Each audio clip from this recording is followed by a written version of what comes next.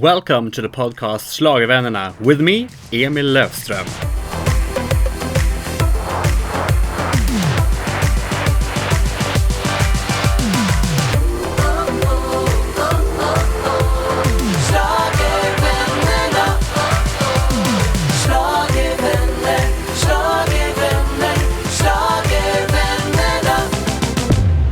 To assemble a group for the specific task to compete in the Eurovision Song Contests and to write a song that immediately stick in the head of the listeners might not feel like the most novel idea ever conceived, but also adding a Sami guy that's singing in the particular yoik style to enhance the chorus is something way more original. I hear you calling me at night. Whenever wind is blowing,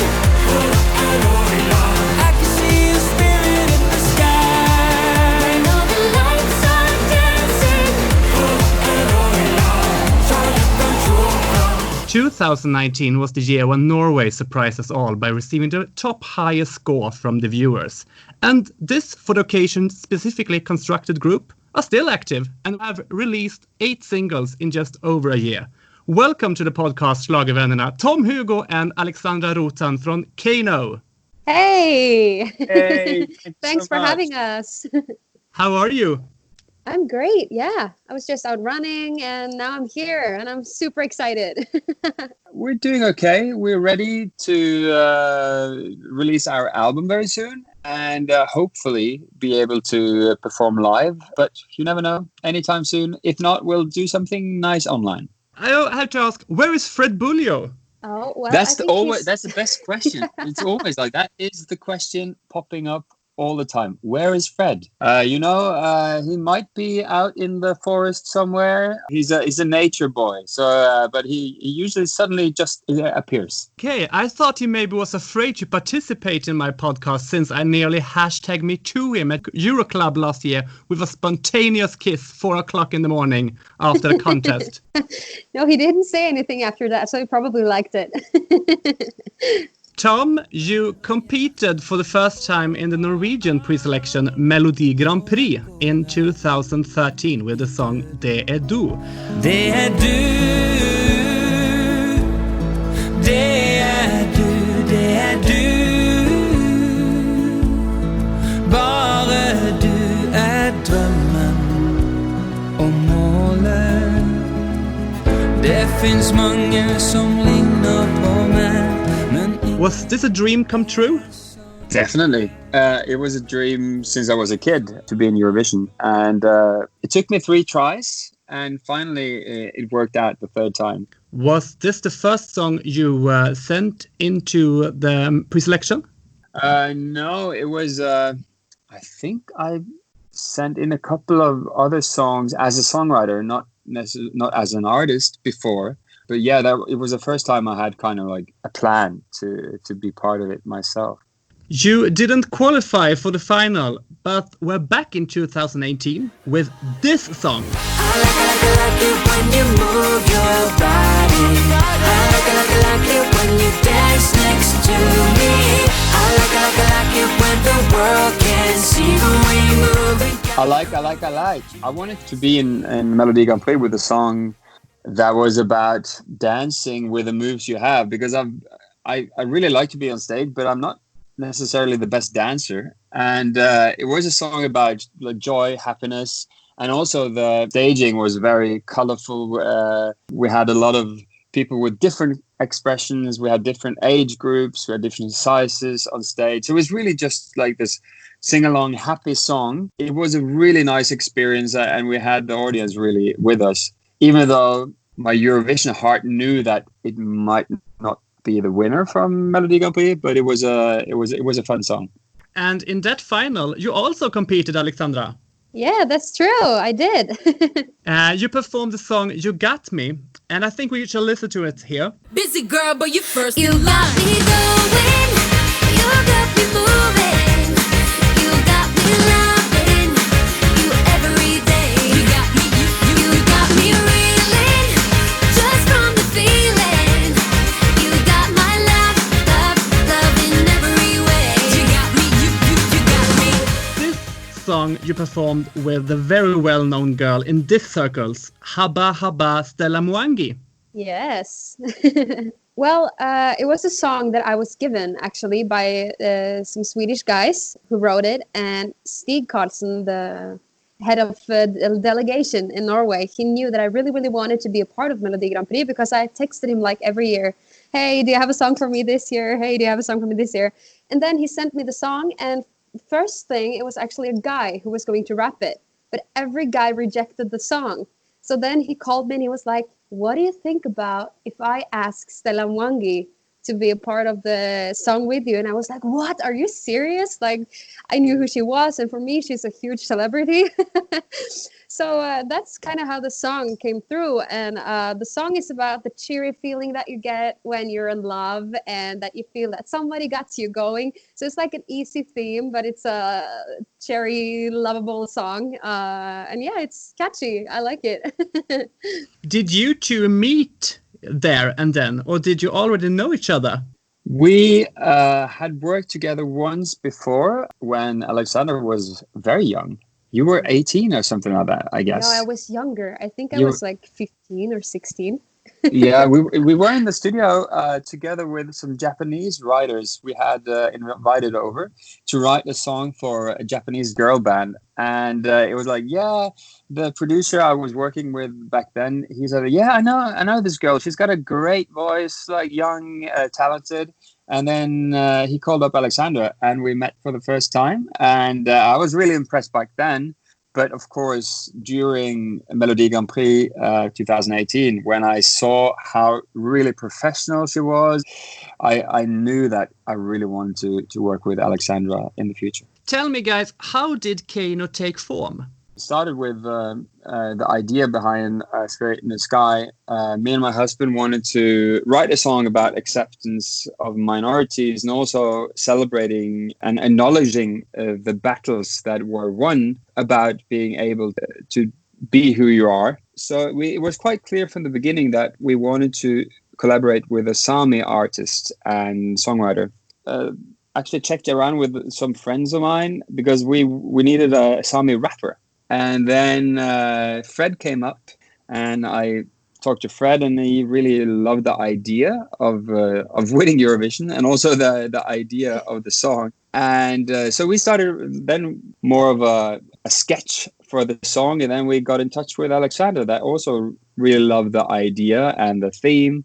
And then we had formed the team, although our song was the last song to be selected for Melodi Grand Prix 2019. You have a bit story about that, Alexandra. Oh my God, true. It feels so long ago, but Big called me with this song, Spirit in the Sky, and I listened to it and I was like, yeah, sure, this song is really cool. But then the next day, he also called me with another song that I was going to do myself. And I was like, oh, no, I cannot. And then he said, okay, but I don't know if Spirit in the Sky is going to be a part of the Norwegian selection. And then I said, yes, it has to be. I will not participate myself. I need to be a part of this group and be there with Spirit in the Sky. And that's how it actually got through. Otherwise, I don't think maybe it would. I don't know. Yeah, and if Alexandra had chosen the other song, Spirit in the Sky wouldn't have been in Melodi Grand Prix. Yeah. Wonderful. And which was the other song? I was in another song like this. Standing there myself on stage, I didn't feel the same thing that I did for Spirit in the Sky. Spirit in the Sky was something huge, something massive, something suitable for Eurovision. So yeah, the choice was quite easy for me. You told us here, Tom, that the song changed much from its first conception to the final version. And I think I speak both for myself and all of my listeners when I say that we would love to have a listen to one of those early versions of the song. Okay, I can give you a short snippet here. Follow you until the daylight shy us away. I need a hero, I need my light. Her shining light waves will break away the night. I call it freedom, our name is freedom. Please find me, come find me. 'Cause I am dancing with the fairies now. They'll sing our name, I've got my light here, shining here. I hear you calling me at night. Whenever wind is blowing, I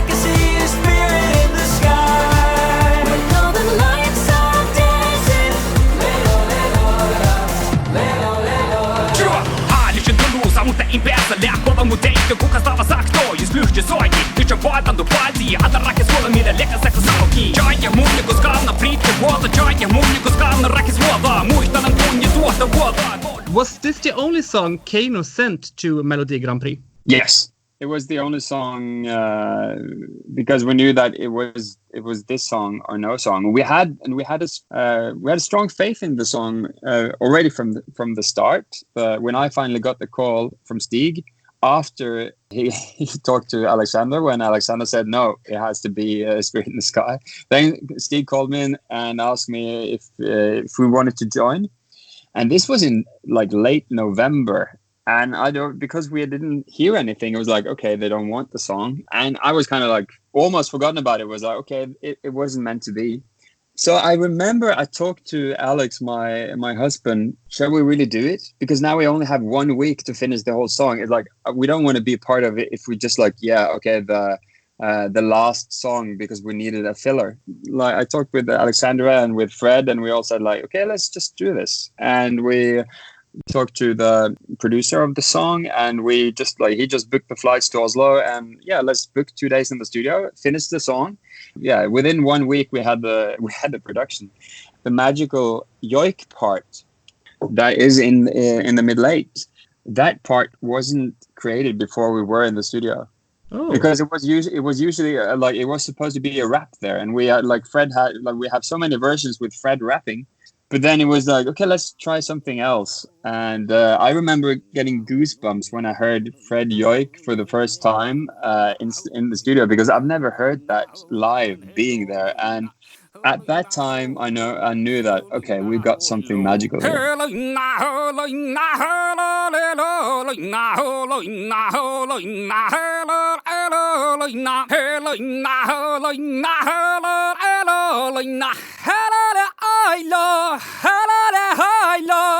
You really had. And in the final of Melodi Grand Prix, the international jury were not a big fan of Spirit in the Sky. Of 10 juries, only Israel gave you their vote and saved you to go further in the final. And this was nearly a nervous breakdown for me. How did you feel? I was so nervous.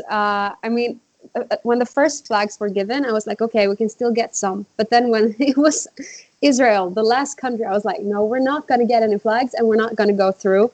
And I kind of didn't understand that, because when we were on stage, we were also hyped to getting off the stage. Like, this was a really good performance. We really felt it. Now we performed for the country. So yeah, getting that last flag from Israel, I was just screaming like, yes, you know.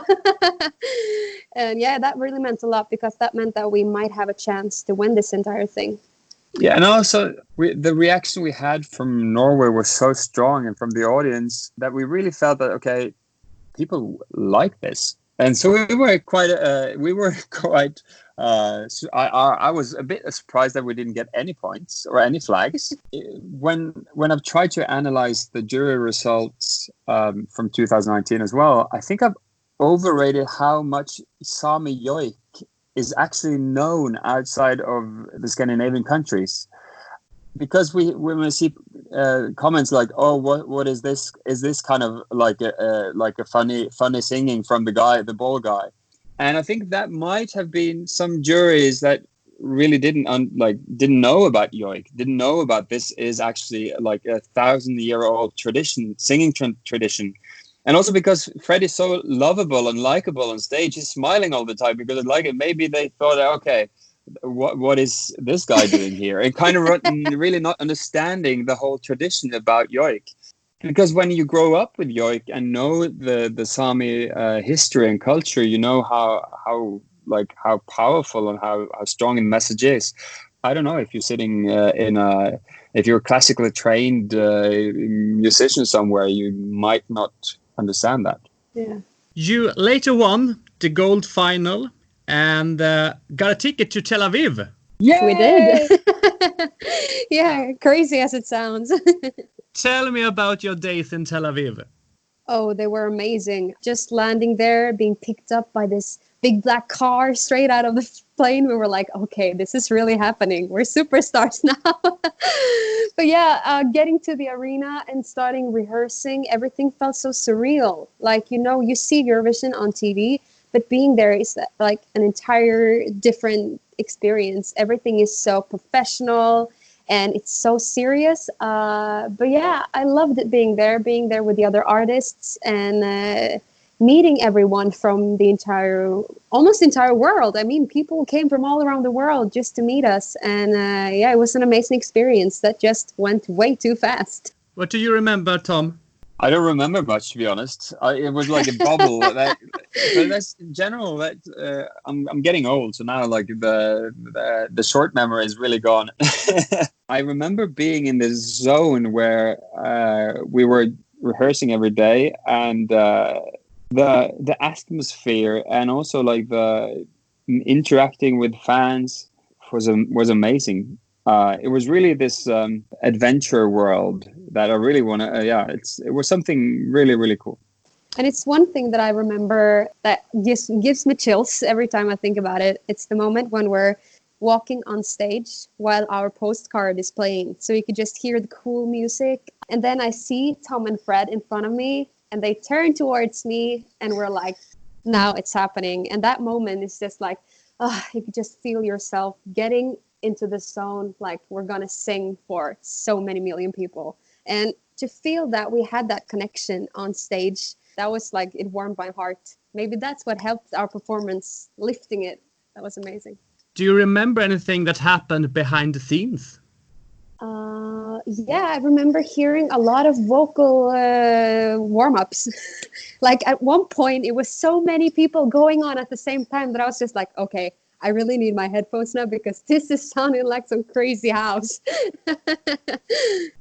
During one of the rehearsals of I think it was like the introduction, we had like how we were working or something.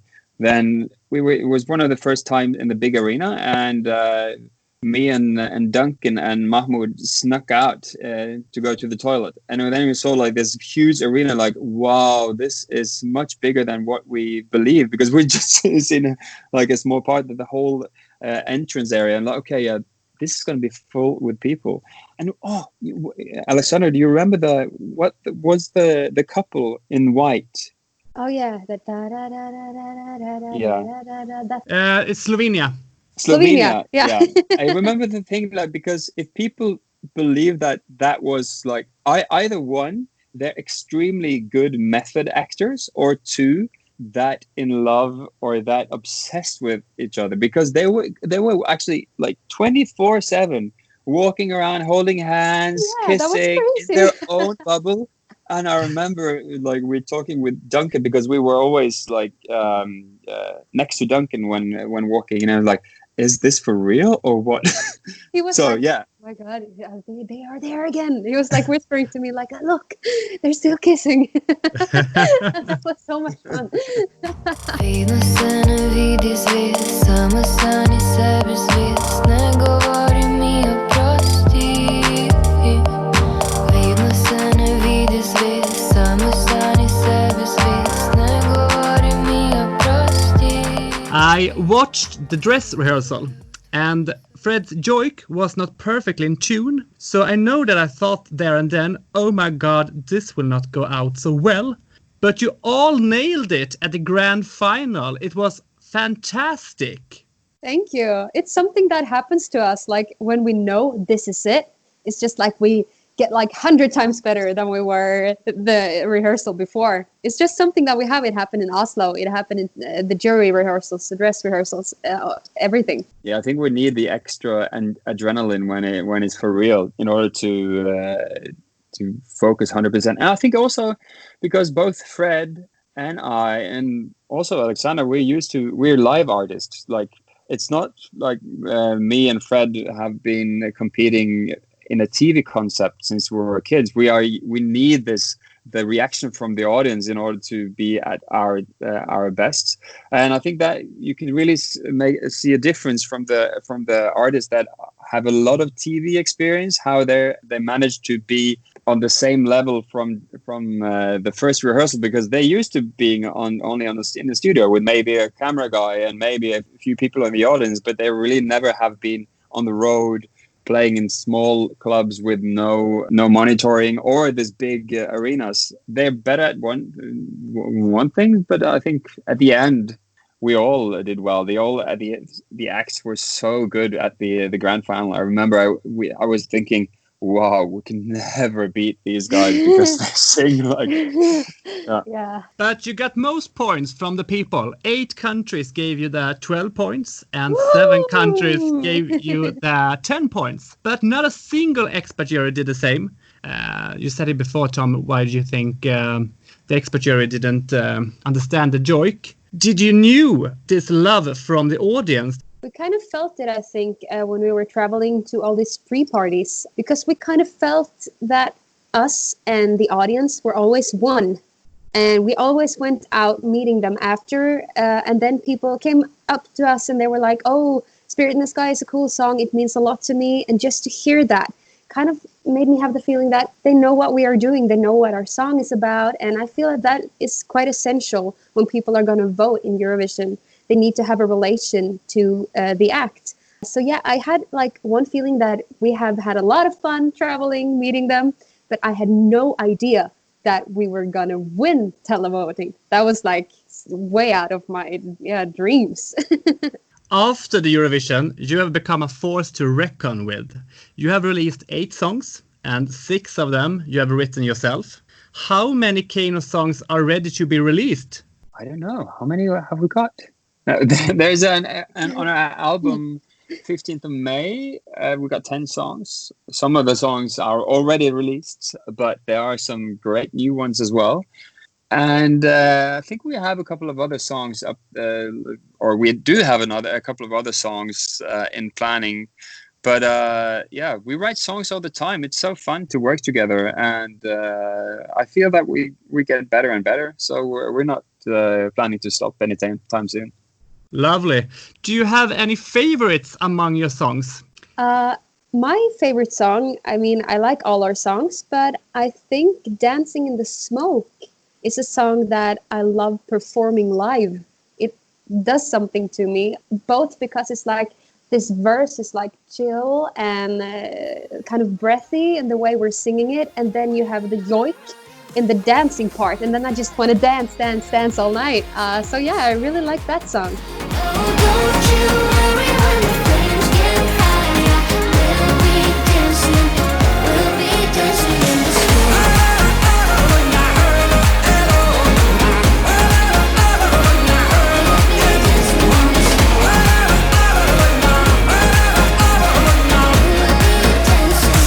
We'll be dancing in the smoke. Well, I think all our songs are good. However, I think Black Leather must be my favorite right now.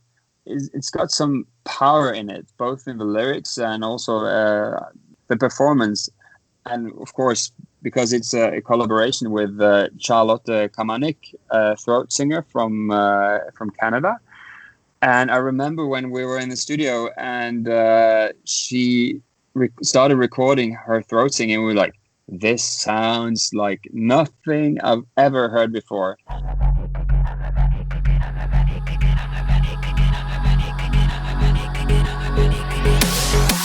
And it was really cool to see how she was working together with the yoik and together with our really poppy melodies. It makes me wanna be in a dark big club dancing until the very early morning.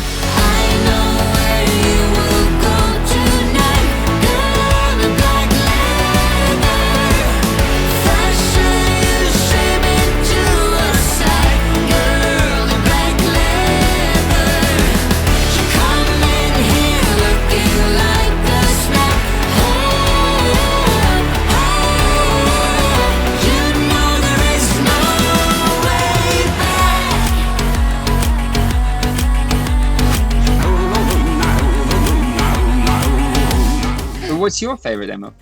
I love Black Leather. The first time I saw it, it was actually when you showed me the video, Tom, at pre-party at Melodifestivalen. Yeah. I love this song, and I also love the song Colors. Yeah. The bridge in this song when you sing the first pre-chorus, Alexandra, it's goosebumps. Oh, thank you so much. Call me when the light is fading. I will find you. We can find the colors in the night. It's a nice song. It's yeah. Thanks. I think it's definitely the most Schlager song we have. Yeah. That's probably why I love it most. For after skis and everything.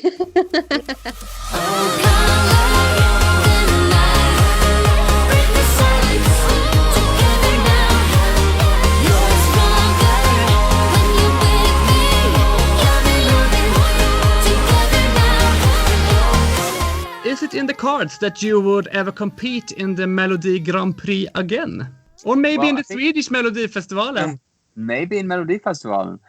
I don't know. Like we're really happy with what we achieved, and but it all depends. Like if we suddenly write a song that we feel okay, this is a song that we feel is too good not to send in to Melodi Grand Prix, and if they want us, and if the audience want us, you never know.